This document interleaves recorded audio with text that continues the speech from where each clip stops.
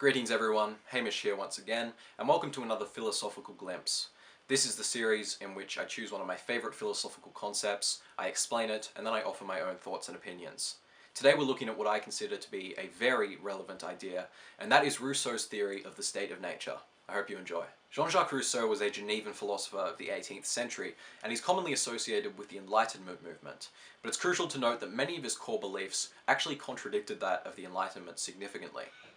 The Enlightenment was very much centered on progress, the idea that science and art could develop to the point where man was freed from the chains and superstition of religion and granted some higher existence in a world of intellect and knowledge.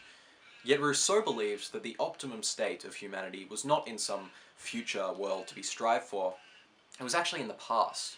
It was in an era which is commonly termed the state of nature. Now, to put this into perspective, the state of nature is, in modern terms, probably like the Paleolithic era. We're talking about the time period in which man has become certainly distinguished from animal, he is no beast, and yet at the same time he's definitely not civilized either. Rousseau was notorious in his conviction that the development of art, science, and civilization generally was not a positive influence on mankind, but actually a severely corrupting one. He saw mankind in its natural state as being humble, wise, judicious, even noble, and that every step away from the state of nature was one very much in the wrong direction. He attributed most of humanity's vices and flaws to the fact that we have walked so far away from the state of nature. And in fact, there's a wonderful quote from his book, Discourse on Inequality, which I would highly recommend, by the way, in which he says, "For the poet it is gold and silver, but for the philosopher it is iron and wheat which first civilized man and ruined the human race." And I should mention that in this book, Rousseau takes a very similar lens to the issue, as does Jared Diamond in his fantastic book Guns, Germs and Steel, which is just from a decade or two ago. And it's interesting to note that both can attribute the rise of agriculture specifically as being what divided man from its natural state, from a time of general egalitarianism, to this new realm of stratified societies, power structures, and currency. And Rousseau looks back at this time prior to the advent of the invention of property even, and he sees this as representing what man should truly be like. And I think he has a very admirable intention here.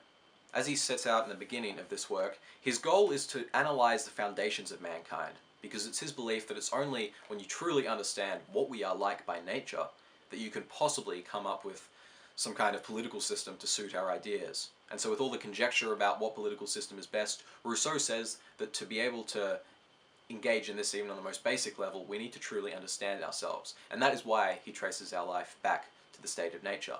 Rousseau takes a stridently anti-Enlightenment tone when he says the first man who, having enclosed a piece of land, thought of saying "this is mine" and found people simple enough to believe him, was the true founder of civil society.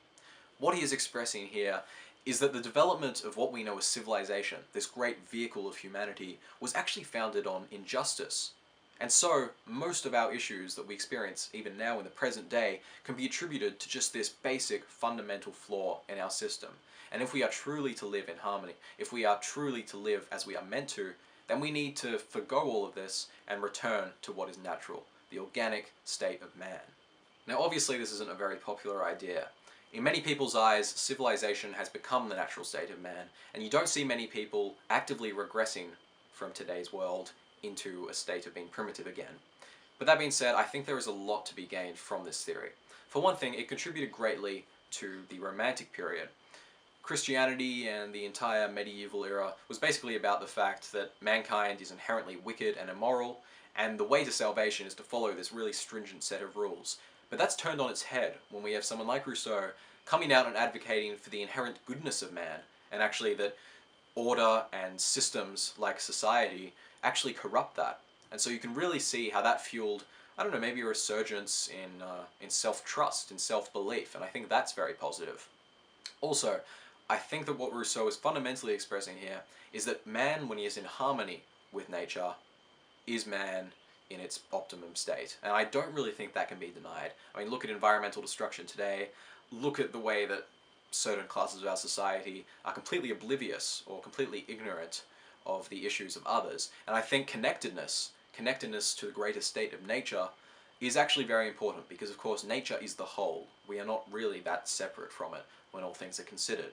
Now it's only right to add that there have been recent archaeological discoveries which suggest that Rousseau wasn't entirely accurate when he said that mankind was peaceful in its natural state. There are a few too many human-induced wounds found on Paleolithic corpses to really verify that.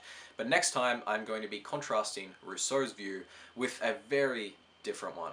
The view of Thomas Hobbes, an English philosopher who pretty much believed the complete exact opposite of Rousseau when it came to the state of nature.